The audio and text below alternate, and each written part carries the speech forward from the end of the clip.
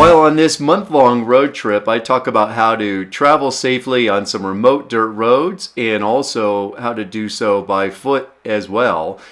And also, I'm going to share more with you about my camper build in detail, some electrical systems and plumbing systems coming up soon, and more also about my planned new camper build out. So please do subscribe, and I look forward to sharing all that with you. Yogi Berra says, when there's a fork in the road, take it. So I'm on this dirt road, and I come to a fork in the road that's not on the map. So I took it. I took the one that seemed to be the most plausible. All right, look at this beautiful place. I just pulled off on some dirt road out here in Wyoming. It looks really cool. Let me show you some of this. Look how awesome this is. It's really a neat landscape. I know it's probably hard to see in this with this camera screen without really zooming in on this landscape, but it's all multi-hued color. We got some oranges and greens, soft greens, sage greens, deep greens. There's a lake down there, a bunch of trees. There's some wild horses off in the distance. We got these really cool rocks, the highway running way off into the distance back there, mountains and stuff around and off in the distance. It's hard to see at the moment because we got this cloud cover and possibly a little bit of smoke, but you can see these big mountains off in the distance, which is where I'm headed to right now. I'm just cutting across Wyoming on a small little highway. Take the back way in, essentially, in a way I've never been, and to see some new parts of Wyoming that I've never seen. And I have to say, it's pretty darn cool out here. I'm excited just to have pulled off the road and at least explore some of this really interesting terrain. I want to get out and see some more of it. So I'm going to drive down this dirt road that I'm on, and I can see on the map that eventually connects over to another dirt road that'll take me back to the highway, or I keep going further and eventually connect to another dirt road further up and check out the highway. I've got a little, because I looked out over this really cool landscape, and it does take me further away from the highway, but it's just such a cool area here and everything. So I am further away from the highway. I've got it in 4-wheel low. Van's over there and on this dirt road. It's going to continue on the dirt road, and from what the map shows, it's going to reconnect to a road. I'm just going to be a little bit, like I said, further away from the highway, and then I'll reconnect. But meanwhile, I'm going to go down and check out this cool area down here. Just walk around a little bit, just check it out. It's just one of these kind of like pull over off the highway. It looks cool. Drive down a dirt road, looks cool. Eventually you can get yourself into trouble. I got to walk down this hill. I could trip and fall. I do have some self-service, so that's good. But I'm not really in the most appropriate shoes for this climb or this little hike. But nonetheless, I'm going to do it anyways. I'm just thinking through all the risk and just making sure that I can safely get down this hill. I can walk around this area. I don't have any animals or anything around that could be of a threat to me or anyone. And especially as I walk away from the van and further away, and just make sure that I can make it back safely. It's pretty cool, but still, sun's high up, so I don't have any water or food on me. I'm just gonna go away. So just things to think about when going out exploring. You know, you got to get on explore, and sometimes you don't necessarily have to have or everything. You want to pack everything up to be prepared. You just want to do a quick little exploration. But being all alone, out here remote, I got to just think through and make sure it's going to be safe. So here we go. Let's go check it out.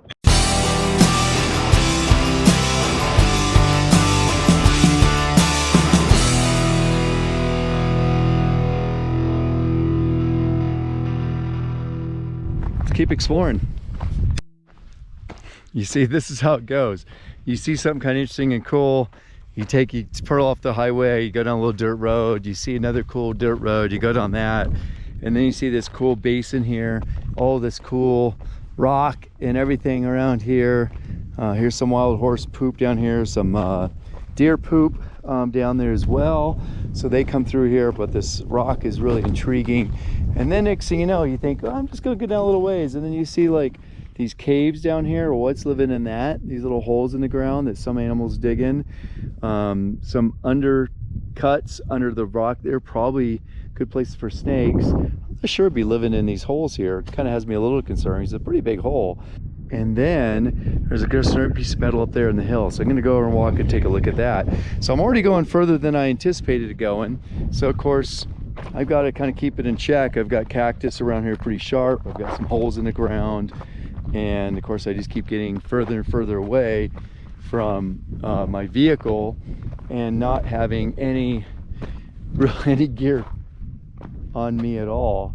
So I'm gonna have to figure this out without getting myself into some trouble pissing off some little furry critters.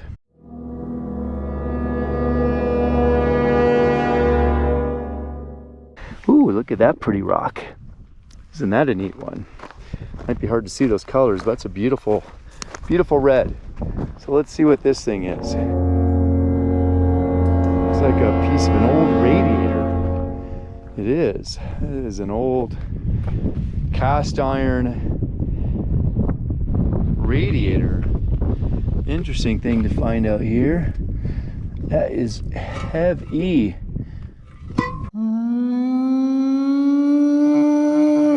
Right, well, you can see the van off in the distance there, so I'm now going to head back to it. Try not to step on a cactus and get poked. Try not to harm any cryptobiotic soil that's around here. As I'm walking back to the van, it's really funny. I'm looking up along the ridgeline and all of a sudden recognize something different. And up on the ridgeline is what looks like a wild burro from here. It's pretty far off. Could be a wild horse, could be a deer. Not big enough to be an elk, but I'm going to point over there. I don't know if you can see it. There's a sign to the left, or just a post to the left, and then what I think is the burro to the right, just standing there watching me. So all of a sudden you're out in a place like this, totally remote, totally desolate. You don't see any animals or anything. And then boom, what happens? You are being watched. As I'm walking back up towards the van, I've covered about half the distance between me and that burro slash deer up on the hill. I hear something that sounds like a rattler of a rattlesnake, or similar. I know it's not quite the same sound, but I'm approaching carefully. And it's a cicada just hopping up in the air, some big grasshopper. And then I go a little bit more, and then I hear this sound. Oh, there it is. And that's the deer. Oh, it's a pronghorn. Or is that deer? Well, you can see it running maybe across the ridge there. It's just pure and dropping down the hill. As soon as I made that sound, it decided, with his ears perked up, it decided it was going to go. When you come out here and just like all things you see in this landscape that seems like it's desolate and there's really nothing out here, there's always things out here, always animals and things out here. So just always be aware, be on your toes. You know, so I'm looking around at the ground, trying not to disturb or damage any sensitive plants or soils, not stepping in a cactus, or make sure there's no, you know, dangerous bugs or snakes or anything here on the ground. And, you know, always kind of scanning out ahead and around as well, just to make sure there's nothing else around that I have to be concerned about.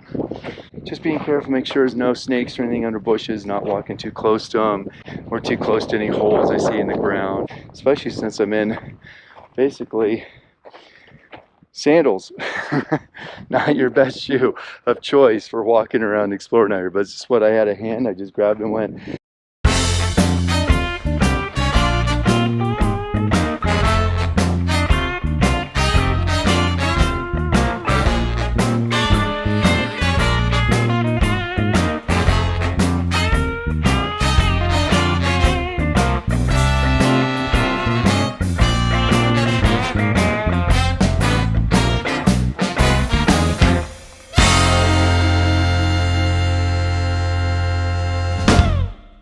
We're gonna head back to the van and mosey on and say, okay, we've seen this place, let's go see if we can find that deer or pronghorn.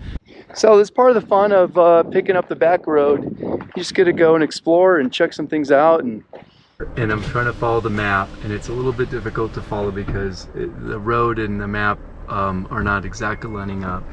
But I see my pronghorn here, and I don't want to really make it run too fast and get scared, so I'm taking it slow, but it's just gently moving on from me. There it is. It's about straight in the frame, just looking at me. I'm looking at it. It's listening, trying to figure out what's going on, and I'm just going to move on to keep out of its way and let it do its thing. Coming out these beautiful places, no need to harm or disrupt wildlife. I always try not to.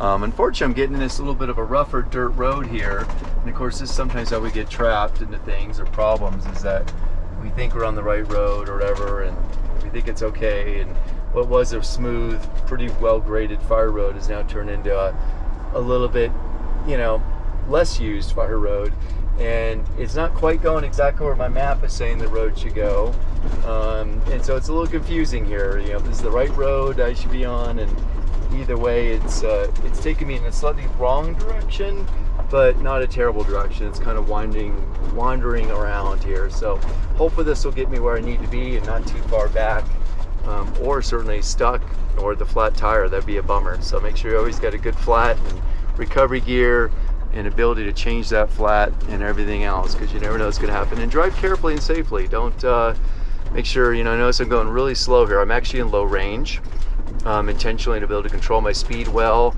on these hills and not get too fast, go slow down well. And even while I'm out here right now, my low fuel range, fuel reserve warning came on, which part of that comes on when it gets low and you got a lot of these undulations, these steep undulations like I've got right now. I'm not terribly concerned because I still have probably about 100 miles in the main tank, and then I've got probably about at least 300 miles of range in the auxiliary tank that I haven't transferred over to the main tank yet. So I'm okay as far as fuel goes. I'll be back on the highway hopefully pretty soon, but this road is just meandering. I'm looking at my GPS and it's in between roads and it's going in the wrong direction. So I may either have to turn around and go back, which is always a good decision. I shouldn't say always, but many times a good decision. So I might just stop, check it out, breathe, take a few minutes to just kind of collect my thoughts, look at the map, and then and make a good decision, analyze the terrain. And as I move forward here, I see a trail going in that way, but it's pretty steep, so I gotta go check it out and make sure it's gonna be okay, but at least it goes back in the right direction. So that's always my tip: slow down, observe, assess everything you know and information you have, and really, you know, make a good call from all that. So I'm gonna do that now. All right, so I stopped, I got out, walked around, looked at this trail, this really old trail that goes down this hill, and it is absolutely no good. Way too unsafe to go do, even with multiple vehicles. Well, with multiple vehicles maybe, and more capable vehicles, but it's not safe. And these trails, by the looks of it on the map, even though they're not quite following exactly the map, they're going in the wrong direction. It's going to take me way further out than I want to be. So I'm going to make the right call and turn around and head back. And I'll probably take a different road back once I pick up a road that I'm pretty certain by where I am on the map that intersects back to the highway in the right direction I'm going. So I'll do that. And meanwhile, still just keep enjoying this really crazy landscape here. Remember that stopping, getting out, walking, assessing, breathing, having a sip of water, a piece of food if you need it, and really evaluating what the right decision is the right thing to do. And remember that turning around is always a good decision.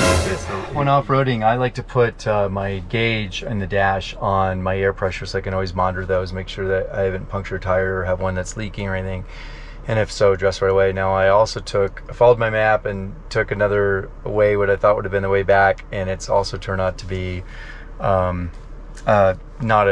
it turns out to dead end. And so I get to turn around again. So, oh well, that's okay. It's better than getting stuck or having some bigger issue, getting hurt, or breaking your rig. So here we go. I'm gonna turn around and go back down to the main dirt road and get myself back out here, the main dirt road I came in on, so I know that's good. So it's just the appropriate thing to do. Not push it, and certainly not do things your rig is not capable of, or you're not, especially when you're remote and all alone. This could be incredibly dangerous. So I went down this hill that the road says it goes down here. So all right, just got to make good decisions. Take your time. Don't worry about if it takes you a little longer. It's better than taking forever. And so there you go. There are some tips when traveling off-road and being alone. And that's traveling off-road both by feet as well as by vehicle. And as you can see here, I finally made it back onto the highway and now over onto my destination safely without having any mechanicals or other issues. So follow some safe tips when you're traveling alone and make it to your destination.